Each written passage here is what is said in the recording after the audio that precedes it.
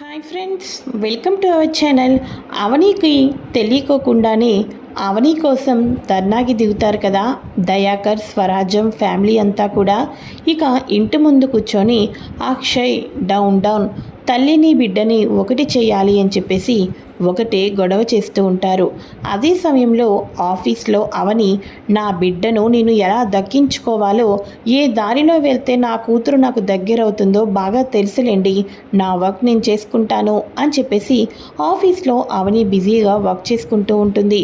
ఇంటి ముందు హడావడి, ఎంతమంది చెప్పినా ఎవ్వరూ వినుకోకుండా ఒకటే డౌన్ డౌన్ డౌన్ డౌన్ అంటూ గోలగోల. మరో పక్కన అటు పక్క శ్రీకర్, ఇటు పక్క కమల్ వాళ్ళు కూడా కూర్చొని న్యాయం జరగాలి, న్యాయం జరగాలి, అవనీకి న్యాయం జరగాలి అని చెప్పేసి ఇంట్లో వాళ్ళే నినాదాలు చేస్తూ, ఒక పక్క ప్రణతి కూడా ఇంట్లో ఉన్న వాళ్ళందరికీ కూడా గట్టిగా సమాధానం చెప్తూ ఉండటంతో పార్వతి వీళ్ళెవరూ నా మాట వినేటట్టు లేరు అని అక్షయ్కైతే కాల్ చేస్తుంది. అదంతా విన్న తర్వాత అక్షయ్ అవని అని గట్టిగా అరవటంతో ఇక వెంటనే ఏమైందండి, ఎందుకు అలా అరుస్తున్నారు అని అనగానే, నీ కూతుర్ని నువ్వు దక్కించుకోవటం కోసం ఇంటి ముందు ధర్నాకి దిగమని చెప్పి ఇంటి పరువును తీస్తావా? ఛీ, నువ్వు మరి ఇంత దిగజారిపోతావని అస్సలు అనుకోలేదు అని చెప్పేసి అక్షయ్ మళ్ళీ అవనిని తప్పుపడుతూ ఉంటే, ఇంటి ముందు ధర్నా ఏంటండి, నాకేమీ తెలియదండి అని అంటూ ఉంటే, చాలు నీ నటన, ప్రతిదీ తెలీదు అంటే నమ్మేసి అంత పిచ్చి వాళ్ళు ఎవరూ లేరు ఇక్కడ అని చెప్పేసి అంటూ ఉండగా అవని వితిన్ సెకండ్స్లో ఆటో ఎక్కుతుంది. అక్షయ్ అక్కడి నుంచి బయలుదేరుతాడు. ఇక అవని ఇంటి దగ్గరికి వచ్చేసరికి తన వాళ్ళే అందరూ కూడా ఇంటి ముందు కూర్చొని ధర్నా చేయటంతో, పిన్ని, బాబాయ్, ప్రణతి, ఏంటిదంతా కూడా అని చెప్పేసి అనగానే, నీకేం తెలీదమ్మా అవని, నిన్ను ఒక పిచ్చిదాన్ని చూసినట్టు వీళ్ళందరూ ఆడిస్తున్నారు, నీ కూతుర్ని నువ్వు దూరం చేసుకోలేకపోతున్నావు, ప్రతిరోజు ఇంట్లో ఎంత నరకయాతన అనుభవిస్తున్నావో మాకు తెలుసు, అందుకోసమే ఈ ధర్నా అంతా కూడా అని చెప్పేసి అంటూ ఉండగా ఇక వెంటనే శ్రీకర్, కమల్ మీరు కూడా ఏంటి అని అనగానే, అవును వదిన, నీకోసం మేము ఏమీ చేయలేకపోయాం, బయట వాళ్ళే ఇదంతా చేస్తున్నప్పుడు ఇక అయిన వాళ్ళం, నీ మంచి కోసం మేమైనా ఈ చిన్న పనైనా చేయకపోతే ఎలాగ చెప్పండి అని చెప్పేసి శ్రీకర్ వాళ్ళు కూడా అంటూ ఉంటారు. అదే సమయంలో ఇంటి ముందు కారు ఆగుతుంది. అక్షయ్ కూడా వస్తాడు.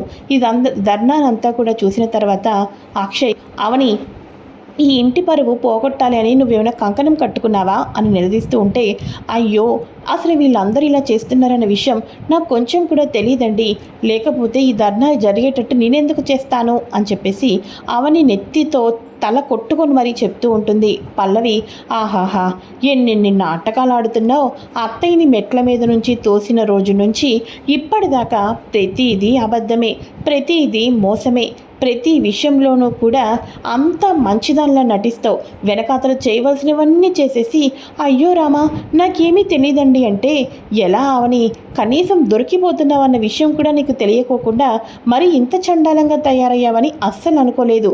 ఒకప్పుడు అవని అక్క అంటే ఈ కుటుంబ పౌరువు గౌరవం నిలబెడుతుందనుకున్నాం, కానీ ఏకంగా బజార్కి ఈడ్చేస్తావని అస్సలు ఊహించలేదు అని చెప్పేసేసి అనగా ఇక వెంటనే అవని, ఇదంతా కూడా వెనక్కి తీసుకోకపోతే నువ్వు ఈ దారి ఎంచుకున్నట్టుగానే నేను మరో దారి ఎంచుకోవాల్సి ఉంటుంది, అప్పుడు ఈ గుమ్మంలో నుంచునే హక్కు కూడా నీకు ఉండదు, నేను కూడా మంచి లాయర్ని కలిస్తే నేను అనుకున్నదంతా కూడా 3 నెలల్లో అంతా అయిపోతుంది అని చెప్పేసి అక్షయ్ అయితే ఇండైరెక్ట్గా డైవర్స్ ఇస్తాను అన్నట్టు మాట్లాడుతూ ఉంటారు. ఇక వెంటనే స్వరాజ్యం, బాబు నువ్వు చాలా తప్పు మాట్లాడుతున్నావు, అవనికి తెలిస్తే మమ్మల్ని ఇలాంటి పనులు చేయనివ్వదు, ఇలాంటి పనులు ఎప్పుడో చేద్దామనుకున్నాం బాబు, కాకపోతే అవని అలాంటి పనులు చేయొద్దు, నాకు చెప్పకుండా అస్సలు అలాంటివి చేయొద్దు, మా అత్తవారి పరువు నాకు పోవటం ఇష్టం లేదు అని అంటూ ఉంటే ఇంతకాలం పోనీలే పోనీలే అని ఊరుకున్నాం, కానీ నువ్వు చాలా మంచివాడివి, పుణ్యాత్ముడివి అని మా ఆయన ఎప్పుడూ చెప్తూ ఉంటే పోనీలే మేనల్లుడు చాలా మంచివాడు అనుకున్నాను, కానీ నా భర్త యొక్క మేనల్లుడు ఒక తల్లిని బిడ్డని దూరం చేసే అంత పాపాత్ముడు అని అస్సలు అనుకోలేదు. నువ్వు చేస్తున్న ఇబ్బందుల కారణం చేత ప్రతిరోజు అవని కన్నీళ్లు పెట్టుకుంటూనే నిద్రపోతుంది. ఒక తల్లిని బిడ్డని దూరం చేస్తున్నావు, నీకు తప్పు అనిపించడం లేదు, కానీ ఇదంతా కూడా అవని చేయమని మాత్రం చెప్పలేదు, ఇది మాత్రం నిజం, పదండి వెళ్దాం అని చెప్పేసేసి ఇక అందరూ కూడా అక్కడి నుంచి వెళ్ళిపోతారు. ఇక అవని కూడా అక్కడి నుంచి వెళ్ళిపోతుంది.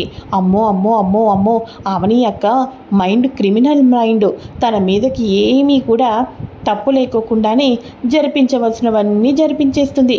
చూసారా అత్తయ్య అని చెప్పేసి పల్లవి ఇంకా ఇంకా పుల్లలు వేస్తూ ఉంటుంది. ఇక మార్నింగ్ అవ్వంగానే ఆరాధ్యని అయితే స్కూల్ చేంజ్ చేసేస్తాడు అక్షయ్. ఈ విషయం తెలుసుకునే రాజేంద్ర ప్రసాద్ ఉదయాన్నే అక్షయ్ తోటి, ఏరా అక్షయ్, అసలు నువ్వేమనుకుంటున్నావురా? ఆరాధ్య యొక్క ఫ్యూచర్ని నువ్వు ఏం చేద్దామనుకుంటున్నావు? తనకి ఇంకొక వారం రోజుల్లో ఎగ్జామ్స్ ఉన్నాయి. ఆ ఎగ్జామ్స్ అయ్యే టైంలో ఇక తను నెక్స్ట్ క్లాస్కి కూడా వెళ్తుంది. ఈ టైంలో స్కూల్ చేంజ్ చేద్దాం అనుకుంటే తన భవిష్యత్ ఏమైపోయినా పర్వాలేదు అనుకుంటున్నావా? అసలు మీరు ఏవేవో ప్రాబ్లమ్స్ ఉంటే చిన్నపిల్లల్ని ఇంత ఇబ్బంది పెడతారా? అసలు ఎవరికి చెప్పి నువ్వు ఈ నిర్ణయం తీసుకున్నావురా అని చెప్పేసి రాజేంద్ర ప్రసాద్ కొడుకుని నిలదీయటంతో, చూడండి డాడీ, మధ్యలోకి మీరు ఎవరు ఇన్వాల్వ్మెంట్ అవ్వద్దు. ఇదంతా కూడా మా ఫ్యామిలీ ప్రాబ్లం. మా ఫ్యామిలీ ప్రాబ్లంలోకి ఎవరైనా ఇన్వాల్వ్మెంట్ అయితే నా సమాధానం ఇలాగే ఉంటుంది. నా నచ్చినట్టు నేను చేసుకుంటాను. ఎవరు అడ్డుపట్టడానికి వీల్లేదు అని చెప్పేసి, పద ఆరాధ్య పైకి అని చెప్పేసి ఆరాధ్యను తీసుకొని పైకైతే వెళ్ళిపోతాడు. ఒక్కసారిగా రాజేంద్ర ప్రసాద్కి హార్ట్ అటాక్ వచ్చినంత పని అవుతుంది. గుండె నొప్పితో అలానే కుప్ప కూలిపోగానే పార్వతి తీసుకొని వచ్చి వాటర్ అయితే ఇస్తుంది. ఇక వెంటనే వాటర్ తాగిన తర్వాత, ఏమో పార్వతి, నా కళ్ళ ముందు నా పిల్లలందరూ కూడా కలిసిమెలిసి సంతోషంగా ఉండటం దేవుడు నాకు రాయలేదనుకుంటా. అవన్నీ నా కళ్ళతో చూడకముందు నా పిల్లల భవిష్యత్తు, వాళ్ళ పిల్లల్ని చూడకోకుండానే పైకి పోతానేమోనని అనిపిస్తుంది అని అనగానే, ఏవండి, ఏంటండి ఆ మాటలు అని పార్వతి అంటూ ఉంటుంది.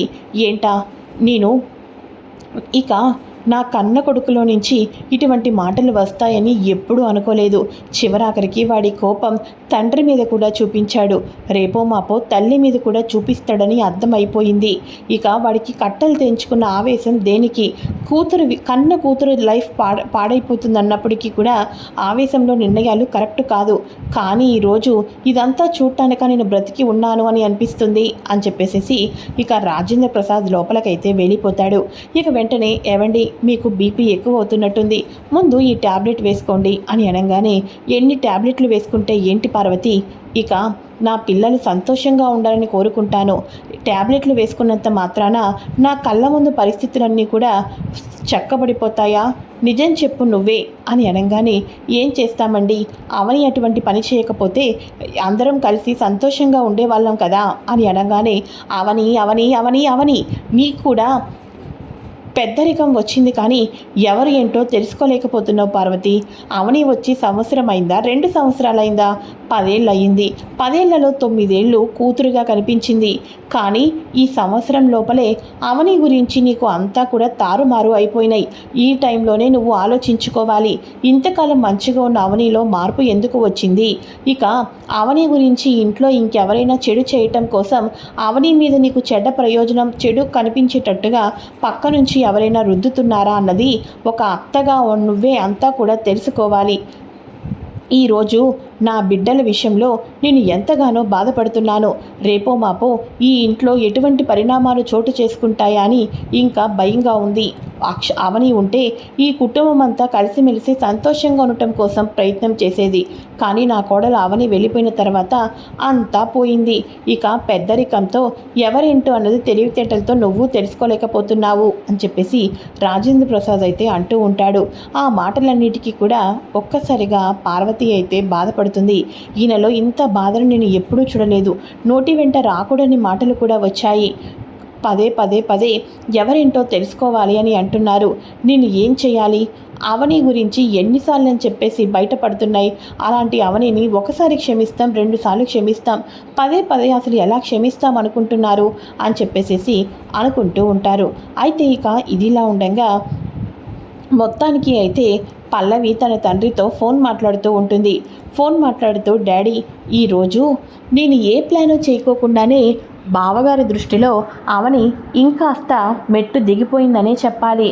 అవని గురించి ఏవేవో ప్లాన్లు చేసి అత్తయ్యని మోసం చేసి పల్లవి ఇక శ్రీయాని లైన్లోకి తీసుకొని ఇంట్లో ఉన్న అమ్మమ్మని నా గ్రిప్పులోకి లాక్కొని ఇంత గేమ్ ఆడితే కానీ ఒక ప్లాన్ సక్సెస్ అవ్వటం లేదా?